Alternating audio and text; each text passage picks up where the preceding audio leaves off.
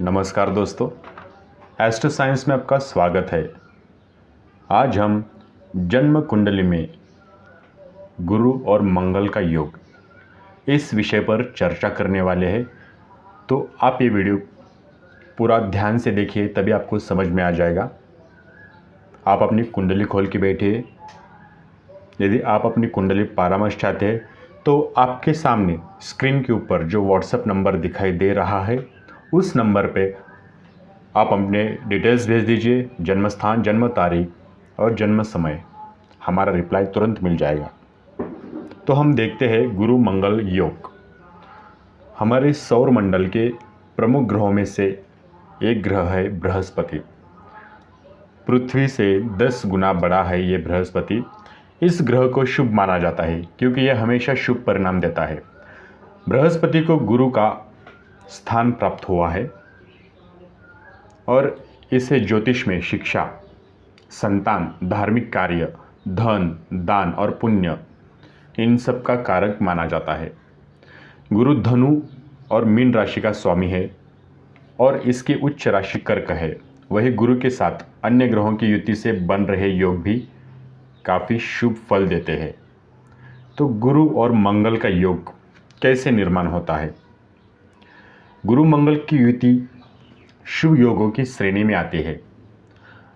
गुरु मंगल ये जो योग है, ये जब बनता है तब कुंडली में मंगल और बृहस्पति की युति हो रही होती है। इसी योग के बनने से जातक को उच्च पद प्राप्त होता है और इस योग से धन लाभ भी होता है।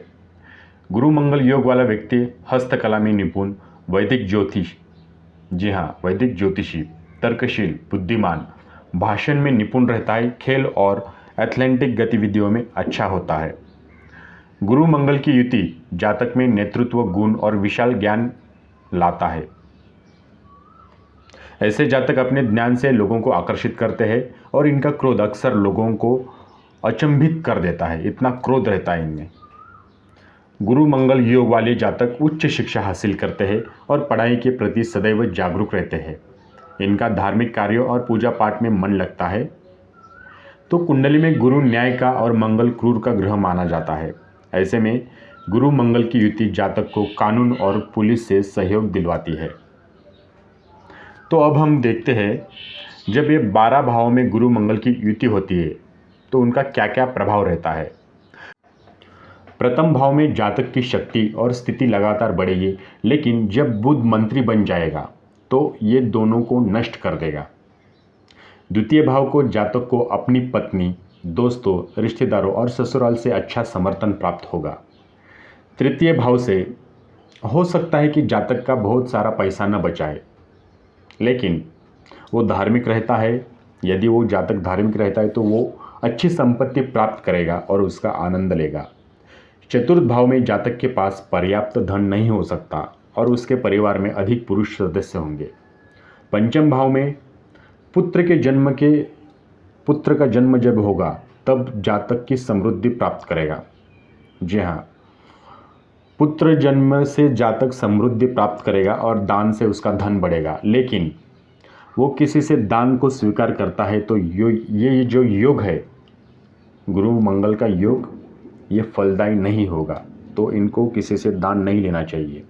षष्ठ भाव में जातक परिवार में सबसे बड़ा सदस्य होगा और पिता पर कोई प्रतिकूल प्रभाव नहीं पड़ेगा। दूसरे भाव में भी बुध अच्छे परिणाम देगा। सप्तम भाव में जातक ऋणग्रस्त हो सकता है, भले ही उसके पास आय का एक अच्छा स्रोत हो, बहुत बड़ा, लेकिन वो रोगी होगा, ऋणग्रस्त होगा या फिर कर्ज में डूबा रहेगा। अष्टम भाव में जातक के परिवार में परेशानी जब आती है तब ये गुरु मंगल का योग बहुत अच्छा परिणाम देगा, उसकी रक्षा करेगा। नवम भाव, ये तो भाग्य का भाव है, यहाँ पे स्थिति बहुत ही अच्छी रहेगी।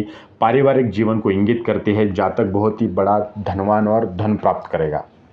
दसम भाव, ये तो कर्म का भाव है, यहाँ पे जब ये युति होती है तब जातक दूसरों के धन की चोरी करके धनवान बन सकता है।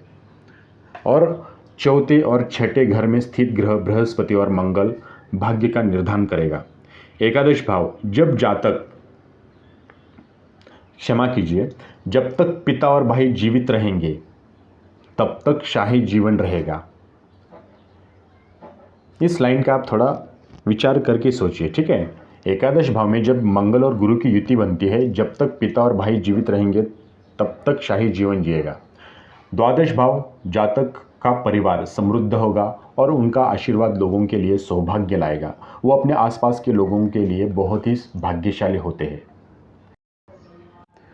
तो मुझे उम्मीद है आपको ये वीडियो पूरा समझ में आ गया होगा। नहीं आया है तो आप दोबारा इस वीडियो को देखिए, हो सके तो शेयर कीजिए। वीडियो देखने के लिए धन्यवाद। आपका दिन शुभ हो।